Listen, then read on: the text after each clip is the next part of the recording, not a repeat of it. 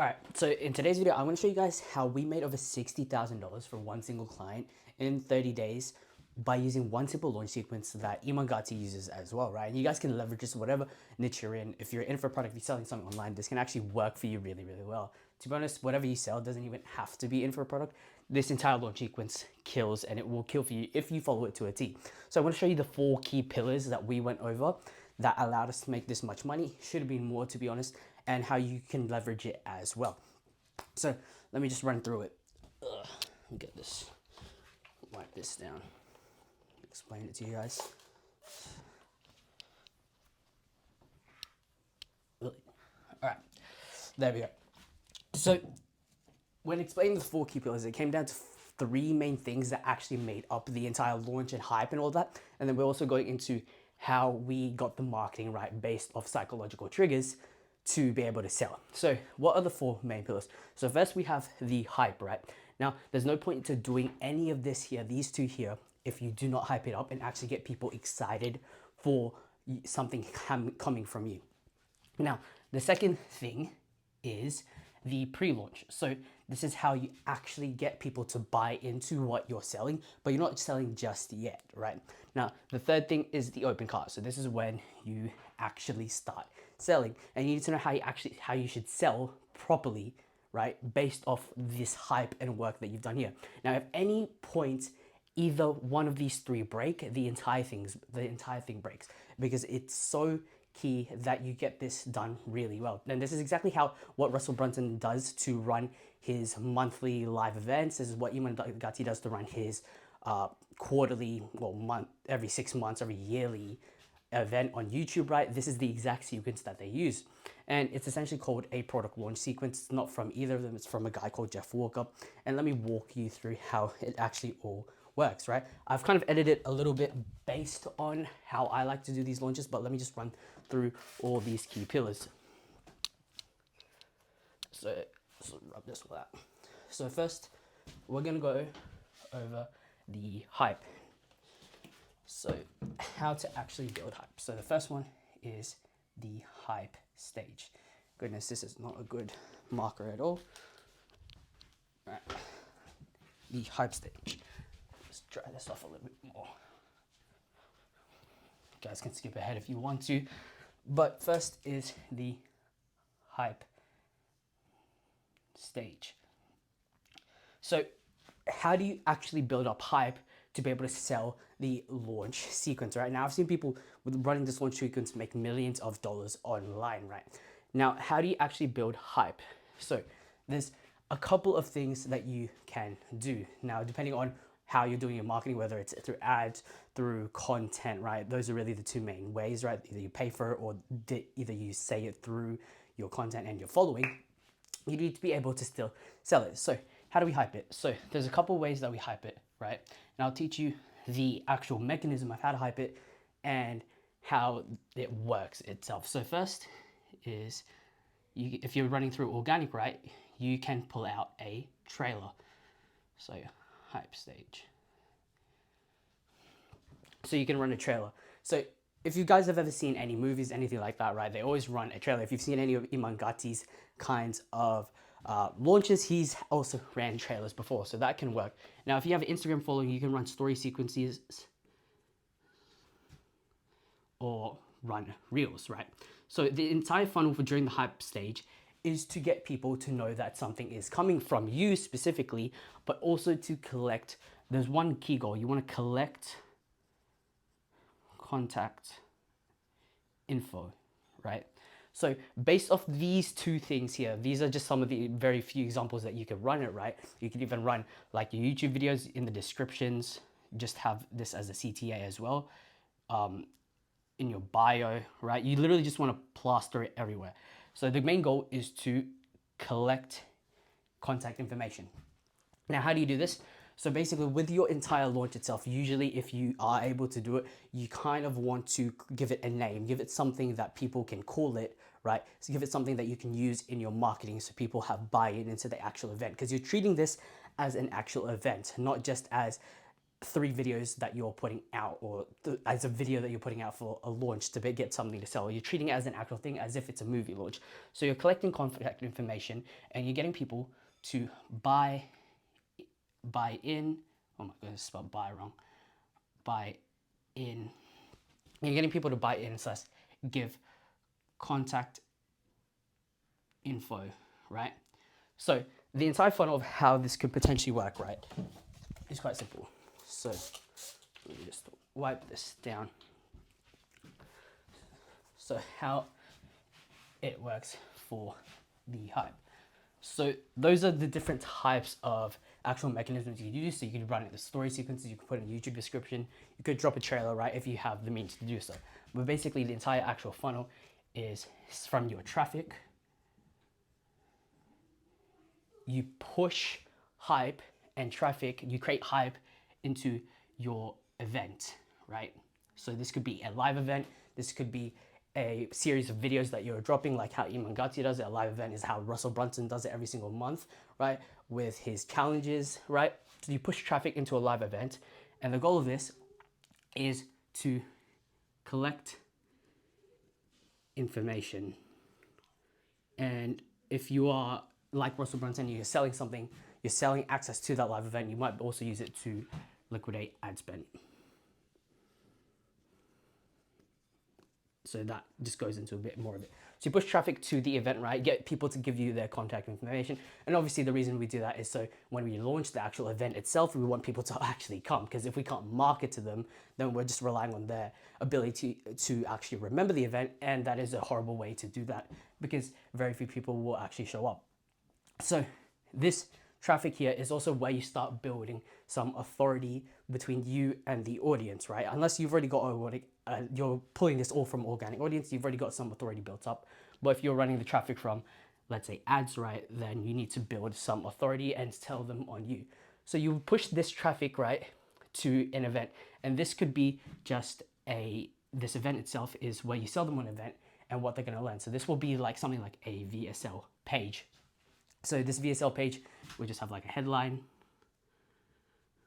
or it could be a long form sales letter as well, but it could be something like, it could be like a 2-minute VSL, 1 to 2 minute VSL, right? And then you could have like a long form sales letter saying, explaining exactly what they're gonna learn during this live event, right? So you're treating this as an actual thing that's coming.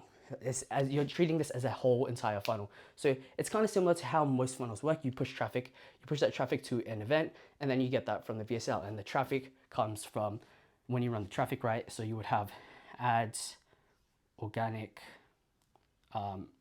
referrals, maybe wherever you really get your content from, your email list, right? And you push them to the event. So that's essentially how you want to do it. So this is pretty much how you start building up pipe. So the way that you build up pipe based off these traffic sources is you could run it with a trailer, like I said before. You could run it with story sequences.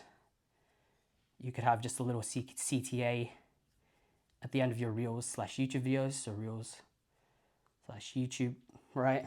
You trailer, story sequences, CTA at the end of Reels and YouTube. Descriptions / bios.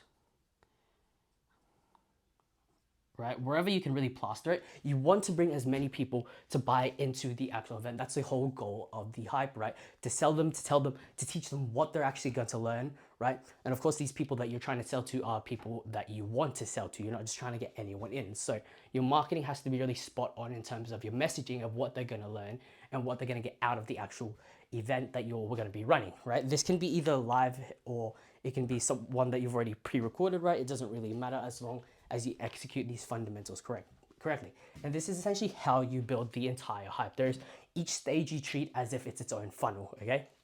And as you remember there's 3 stages. There's the hype, the pre-launch, and the open cart. So this is the entire funnel that you want to run for the hype, right? So you push traffic, right? You push your ads, organic, referrals, email list, right? Could even do outbound, but I wouldn't really recommend that, right? You push them based off a trailer, story sequences, story reels / YouTube, descriptions and bios, right? That's how you tell them. So that's actually the mechanism of how you're going to do it. Push them to an event, which the event is based on a VSL, which could be a landing page with a video selling them what it is, or it just could be a long form sales letter. So that's kind of like a recap of how to run the entire hype stage. So that is the first step of how to actually run a entire event or launch sequence or whatever you want to call it, right? To get people to actually come in and buy in. And if you do that properly, right, obviously what I just showed here is quite surface level. There's a lot more into it that you go. But if you do that properly, you should get a decent amount of people to come in as long as your traffic sources are dialed in. So that means you're actually getting some decent people to watch your content. You're running your ads well, right, to get people to come in and watch go to your profile and to actually opt in, right? Now, when you get people to actually buy in, again, like I said earlier, you can either make it paid to liquidate ad spend, or you can make it a free event. If you're running it purely organic, you can run it as a free event, right? So now we move on to the next step, which is the pre-launch.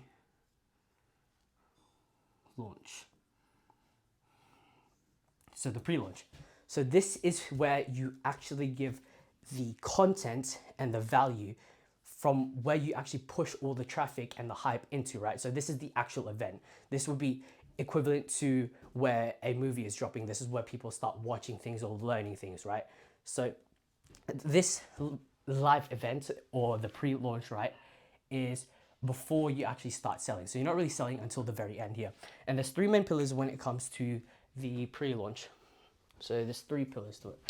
So the way that you could look at this could be three different videos. This could be three different pieces of content, right? And each piece of content kind of connects with each other. It's an entire storyline, right?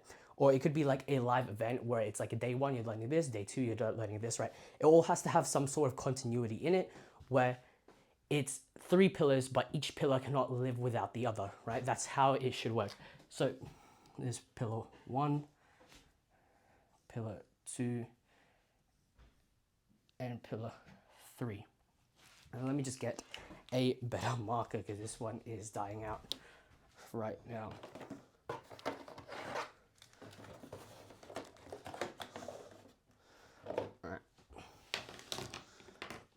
All right.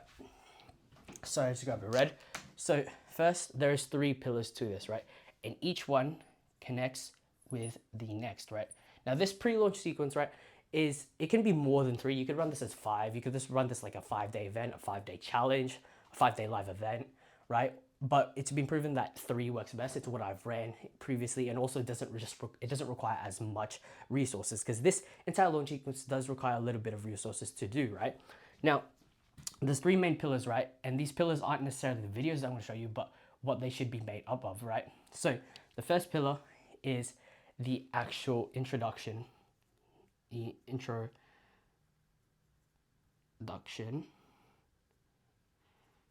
Now, the second pillar is the transformation. Should make these boxes bigger. And the third pillar is ownership. Now, this is exactly how you want to break this down, right? It doesn't matter if you're doing 3 videos, 5 videos, right? Let's say you're doing 3 videos, obviously it'd be one and one. Let's say you're doing 5, you might do 2 here, 1 here, and then 2 here, something like that. Or you would usually have 1 in the corner, so you have 2, 2, and 1, right? But nevertheless, you want to break it down into these 3 main pillars, which is the introduction, transformation, and the ownership. So let me break down how this all actually works. And like I said, right, this all goes into each other. It's not just one and then another video and then one and then another video. Trust me, I've done that accidentally before, and it just absolutely ruins the entire thing because there's no event, there's no continuity, and there's nothing that continuously builds up the hype because each video builds off one another. So let's say we're running this as if it's a YouTube video, right, or a live event that we're dropping at certain dates.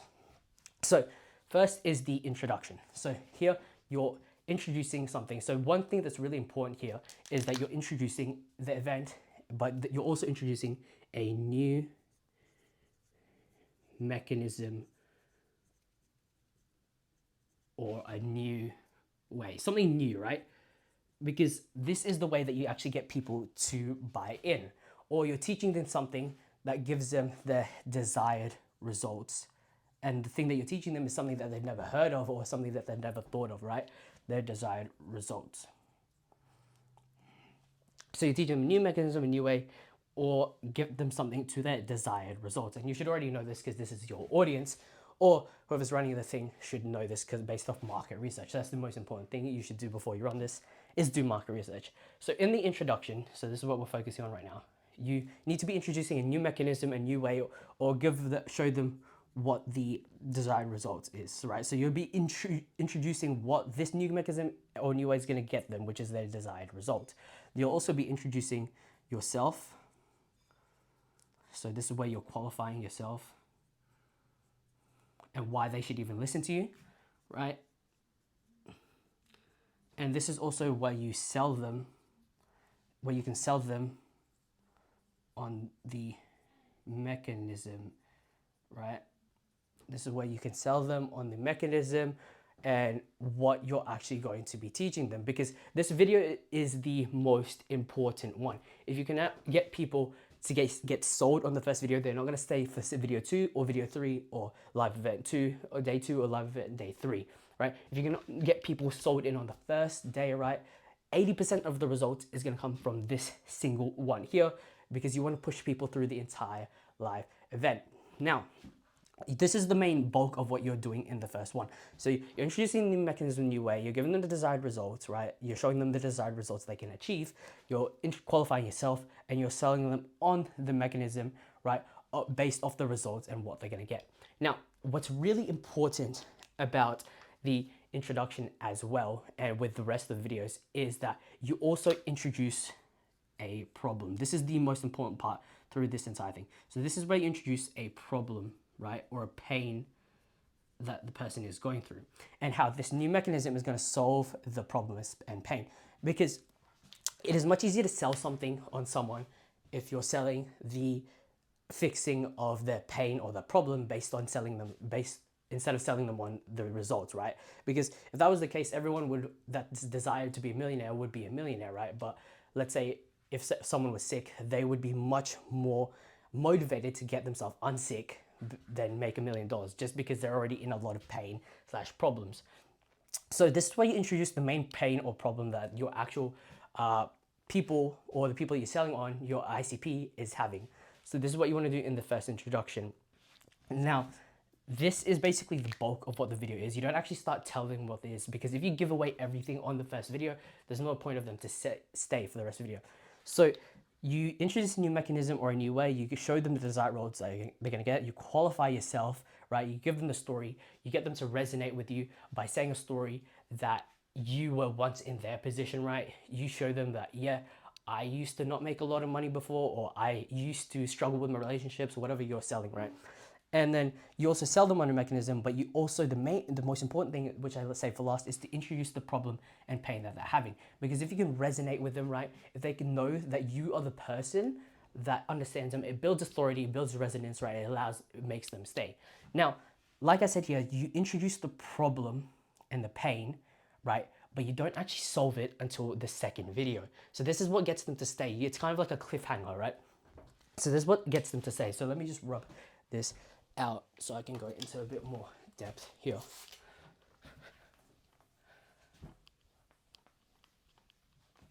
All right. Just making sure it's dry, because I do not want it killing my markers. So like I said, this is what actually gets them to stay. So the way what's this called is called the P. It's not even showing anymore. I'll get a new marker. PSP, right? So this is called problem, solution, problem. So PSP, problem, solution. And this is how you want to structure every single video or every single live event, right? Problem. So this is the key ingredient that allows people to stay and makes people stay throughout the entire thing, throughout the entire event. So problem, solution, problem. So in the introduction, like I said, you introduce a new problem. Now, from here, that problem is not going to get solved, but you say that you're going to solve it, right? Obviously not directly, but you say that you're going to solve it in the next video. So you've introduced the problem, now you give the solution. So now we move on to the next video, right? Which is transformation. And now you give them the solution from the previous video, which with the problem that you actually introduced. So the solution would obviously be you explaining what the mechanism is, right, and how it all works. But then from there, now you introduce another problem. So this is how you get them hooked through the entire thing, right? So you give them a problem in the first video, you say that you'll give them the solution in the next video, then you give the solution, but you also introduce another problem which links into the third video or the next day or the next event, right? So this is what allows them to keep hooked on and is a cliffhanger, because we as humans don't like being in the unknown, right? So naturally majority of people will keep moving forward. So this is how you get moved from the first video to the next video and then to the next. So you introduce a problem, then you introduce a solution in the next problem, and then you introduce another problem based off the solution that you gave, right? There's entire continuity to it, and this is why it works so well. So now that is the first one done, which is introducing the introduction stage. Now you show them the transformation. So that's that one done. So here, the transformation. I need to get better markers.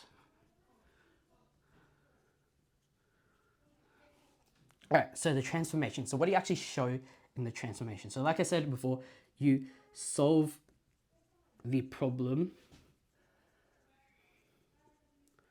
from the previous video, right? So, and then what you also do here is you introduce, so this is the solution here, introduce another problem. So this problem isn't necessarily one that you'll say naturally, but it could be something that just pops up subconsciously, right? So you introduce it here, now you give them what the problem is. Now, what they might be wondering is how do they actually do it? So that's now the next problem. You've given me the what, you've given me what I need to do, but how do I actually do it? And that could be another potential problem that you could target on to move into the next video, which is the third video. But this is called transformation for a reason, right? So you go introduction, then you go in transformation. So the transformation that you show is where they could be, right? So show them the transformation that could happen for them based off the information that they'll learn here. For them, based off the info they're learning, right? So this is the transformation that could happen, what could actually happen to them. So let's say we were selling something that would help someone go from 10K a month to 100K a month, right? That would be the transformation that we're selling. And the way that we would sell this is now we would show social proof, testimonials, right? So you could run it like this. So you could show social proof, testimonials. You could show the entire journey, right? So this is how you sell the transformation stage. So you solve the problem from the previous video again. Then you introduce another problem, which will be solved in the third video, right? Then you show the transformation that could happen for them based off the info that they're learning. And then you do this through social proof, testimonials, showing them the journey and showing them that you resonate with them. So you create resonance with them. And that's pretty much how you create the entire transformation, right?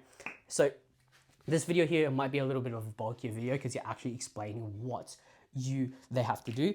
And then you're also trying to create the setup for the next video, which is the ownership video. So that's pretty much the entire transformation stage. So that's number 2, which is transformation. And then we move on to the third part of the entire launch, which is the ownership. This is exactly how Iman Gadzhi does it, how Russell Brunson does it with the 3 video launch. So this is that. So now we move on to the ownership stage of the entire PSP. So again, remember we're introducing a problem here. So this problem, introduce a problem, solve the problem here, right? We solve the problem here and then we introduce another problem, right? So now we are going to go into ownership. So now the ownership is exactly what I said. So here is where we solve the next problem, which is where we could potentially give them the how. So how can they actually achieve what you've said here? Because in the first video, you introduced what the actual pain problem was, what the mechanism was. In the second video, you give them the what. What do they have to do? What is the mechanism? Explaining it in depth, thoroughly, right? So it's as if you were in a sales call and this is what your pitch deck would be. This would be your transformation, right? And then the third video is the ownership, the how. So this is where you actually, let's say it was a sales call again, this is where you would do the price drop. This is how they can actually achieve what you said here in the transformation. So this is the transfer, my goodness, I need another marker. This is the transformation, right? So again, what you do here in the not transformation, ownership. This is the ownership part. So ownership, right? The reason it's called ownership is because you're showing them how can they actually achieve all this? How can you give them, how can they have ownership of everything that you just said, right? How can they have ownership? How can they actually do what you've sold them on throughout the entire videos? And this one here, maybe a little bit of a shorter video, but then here you also give a bit of value. You still need to give some value throughout the entire thing, right? You explain it into a bit more depth, show them some more case studies, right? And then here is also where the main key with this one is the call to action. Goodness, need a marker. So this is the call to action. So how can they actually have ownership? You give them more value, and this is also where you give them the CTA, right? This is the call to action. So this is where you drop your product slash offer, right? Now, you might think that people may be mad throughout the entire thing, but one thing you have to remember throughout this entire thing, right, is that you're not just beating around the bush as you're running through the entire video. You're actually giving value, giving them actionable steps, telling them to write things down, right? You give them proper value, and then from here, they'll realize that this is actually much harder than it is. I don't actually have everything, and now they need to know how they can do it. So this is how you give them ownership, by giving them the call to action to your product slash offer. And this is pretty much exactly how Iman Gadzhi does it, right? And then you go into, once you've actually done the call to action, you give the value stack. You give the value stack of what they're getting. So this depends on what your call to action is. If it's a high ticket product that has to be sold through a sales call, then you obviously push them through a sales call. You'll do a value stack in terms of what they'll get, right? So this marketing should have done 90% of the selling, right? So you could do a value stack of what they're gonna get, what they're gonna learn, right? If it's a product that is more so mid-ticket or something that can be sold through a button on the internet, then you give them, you could do price anchoring,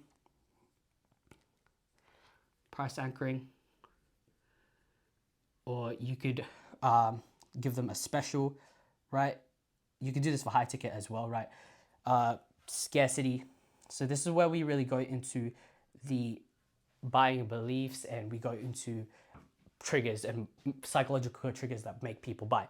So this is the how. So you give them ownership, you give them how can they have ownership, you give them a bit more value, then you give the call to action, right? Then you recap what they get. So you tell them what they get, and then you recap it again. So value stack, price anchor, and then this is where you can implement some more psychological triggers with like price anchoring. You give them a special for the launch. You run scarcity by having this saying there's limited spots, right? That could work for high ticket as well. But that's pretty much how you run the entire thing. So that's how you give them the how. That's the ownership section of the product launch. And this is how we made $60,000 in 30 days with this, right?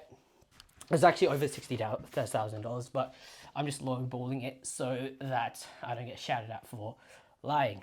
So that is pretty much the entire thing. So in this, as you guys saw in here, right, in this section, we didn't initiate another PSP. Well, we did, but the solution, right, we didn't give them another P. So here it would be a PS. So now we've solved the problem from the last video, but now we give them the solution, which is the how. How are we going to be able to do this? How can we actually do this as well? We give them ownership through this. Now, this type of funnel, right, it works amazingly for top of funnel audiences, so people that are looking to make money online. But it can work for really anyone, to be honest. Russell Brunson runs it really well for established business owners. As long as you can convey your offer, right, when you're actually introducing the event, right, your offer of what they're going to learn is immense, right? Now, here, this is where we've given the ownership, and now we've actually given them the price and the actual offer. So now we're not done. We've actually finished this is what's called the pre-launch. You can see this was a bunch of work to be able to run this, but now we need to go to the open cart. So we're actually selling it, the thing now. So because we've already done the price drop, we've already given the offer, now we're really going into psychological, making sure that we squeeze as much money from the audience and the people that bought. We increase our AOV, and yeah, like I said, make as much money as possible.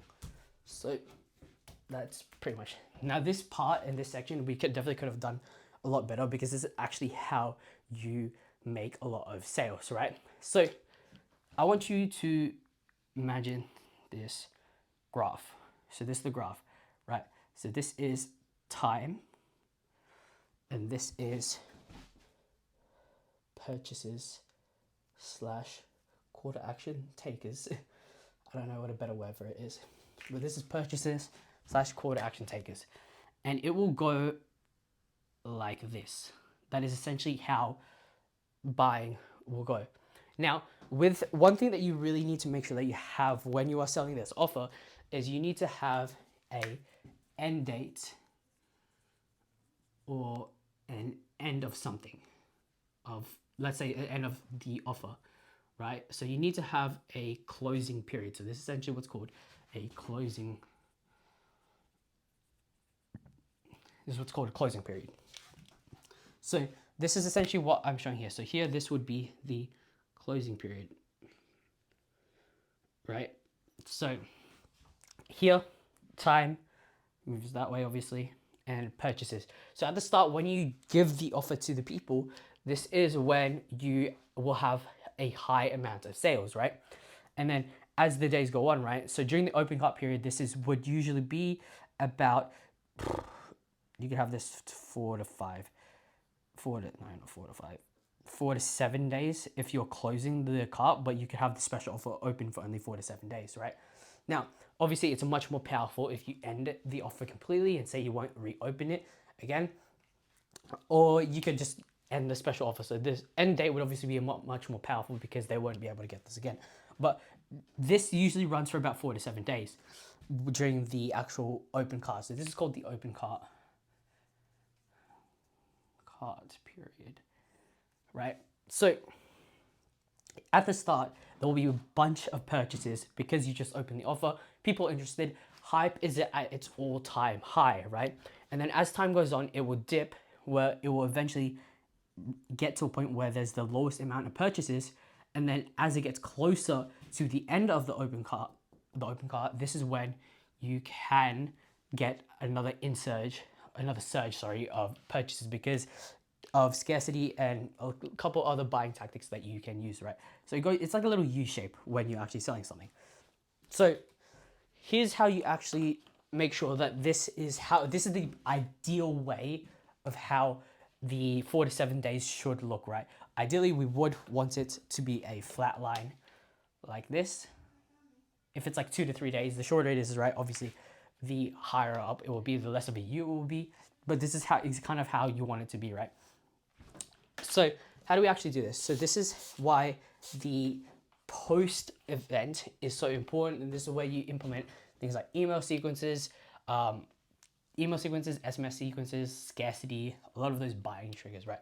So here's how it looks. So after you've already collected, this is where all those emails that you collected, by the way, really comes in, and why we actually created buy-in into the event.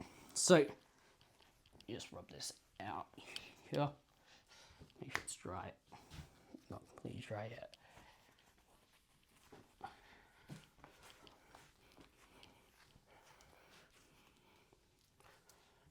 All right, dry enough. So this is how it looks. So let's say you've just given the call to action here, right? Let me make this bigger. You've given the call to action here. And now we have day 1, day 2. Let's say this is just like 4 days, so I don't have to write 7. Day 3, day 4, right? So here, this is where you give the emails with the offers and SMS. SMS with new offer. You give a bit of scarcity saying this offer won't be up for long. And really, you would push out maybe about 2 emails here, maybe 1 SMS text, right? And if you have a free group, things like that, right, then you can push it out there as well as 2 emails, 1 SMS text. Now, really, the goal is, of course, like I said earlier, is to squeeze as much money and squeeze as much buyers. Now, that's day 1. Then day 2, you might have 1 email. So this might just be a reminder plus a countdown of when the offer will close. Day 3, you might say the offer is closing in 48 hours, 48 hours till close. And then this is where you can implement a special offer, right? So this is where, Jesus, dropped that. All right, reset. So this is where you can implement a special offer. So you could say they'll get this extra thing, they get this extra thing, or you might do a price slash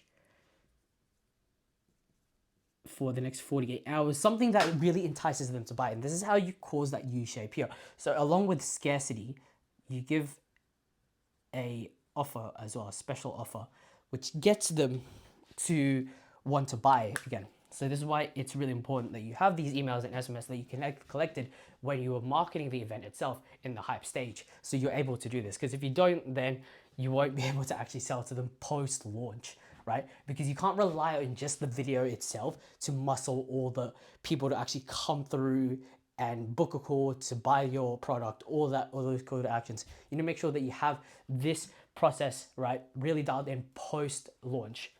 Post the pre-launch, because this is what's called the launch stage technically, right? So 48 hours price slash, and then you say 24 hours, right, till close or till the special offer goes. So close, then you also reiterate pretty much everything from the previous email. So this one here would be 2 emails, and then here you could do 1 SMS again, or you could do SMS here as well, and then you could have 3 emails here. So you would send 1 breakfast, lunch, and dinner, or whenever you really feel like it. Depends how warmed up your email list is, right? You got to make sure that your software stack is actually good as well. So you reiterate offer from last email, and then from here, this would be 24 hours out. So you could have 1 at 24 hours, 1 at 12 hours. Honestly, you could run one that's like 3 to 5. To be honest, 3 to 5 emails. You could have this one at 4 hours. You could have this one at 1 hour. This one could be at 30 minutes or 15 minutes, right? Emails all throughout. And then you just have 1 SMS. Ideally, you want to push out as much SMS as possible, just because SMS has like a 95% plus open rate. However, honestly, it's closer to 99 to be honest. But however, you can't do that because you don't want to get marked spam. So that's pretty much how you run the open cart, right? And then obviously you have the closing period here. So here you could say the offer is gone now. And your scarcity has to be real, by the way, right? The offer is gone now.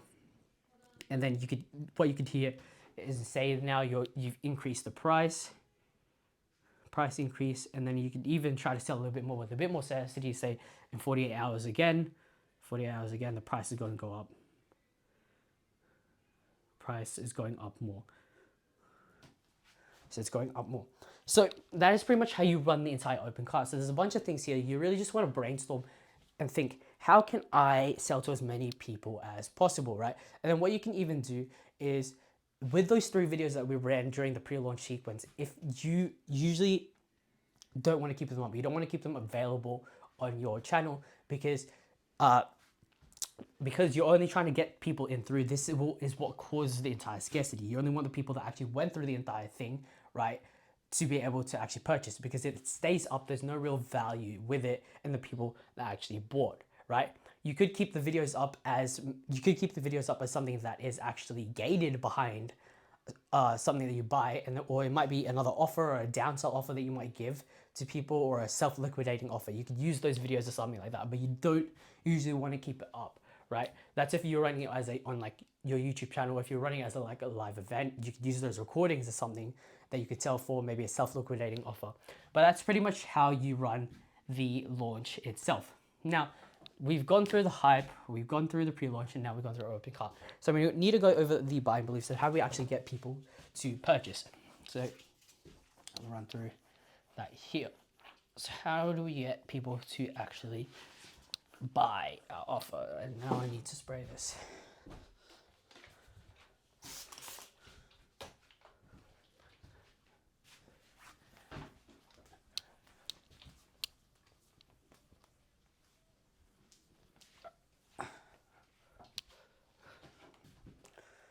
All right.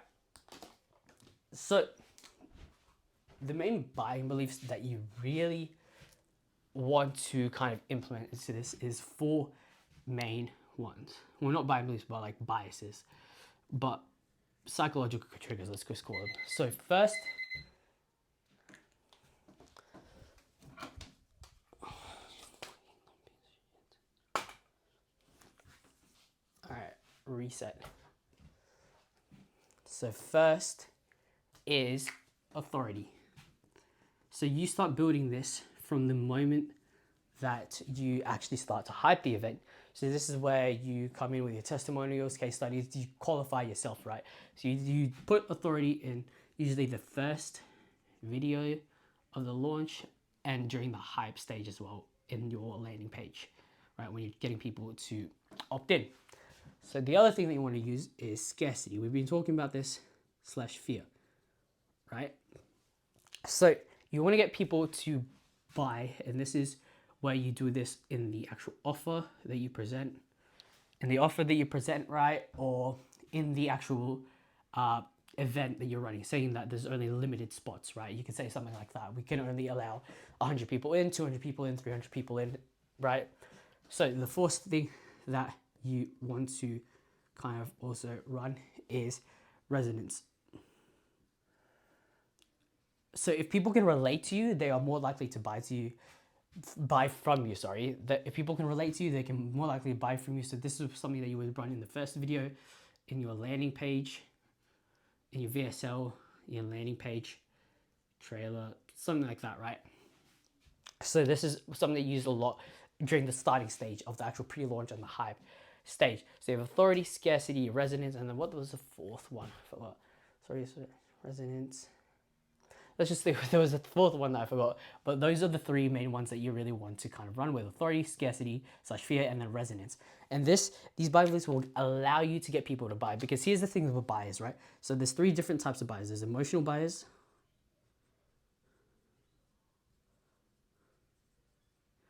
there is logical buyers,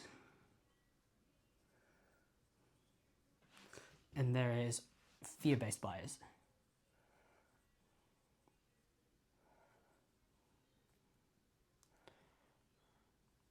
And you want to be able to sell on all 3 of them. So 60 to 80%, like 50 to 80% of people will be emotional buyers, right?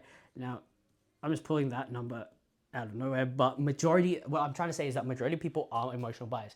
So you want to sell with emotion, right? So you don't sell with logic. You don't say, oh yeah, you get this, you get this, you get this. You actually say, what does this solve? What problem does this solve? So let's say we were offering something like a product, right? It was high ticket coaching to help people get their relationships in order, right? To get their first girlfriend or boyfriend, right? So if we're trying to sell to emotions, we wouldn't be selling it would be nice if we could say, yeah, you'll get your first girlfriend / boyfriend, right? But what you're actually saying with the emotion is you're selling the emotions they're feeling by having a lack of a girlfriend / boyfriend. So you'd be saying something like, let's say if you didn't have a boyfriend, right? You're saying you wouldn't be lonely anymore. That would be the emotion that you'd be trying to sell, right? Now, the other type of buyer is logical buyers. So this is with the people that actually buy based off logic, right?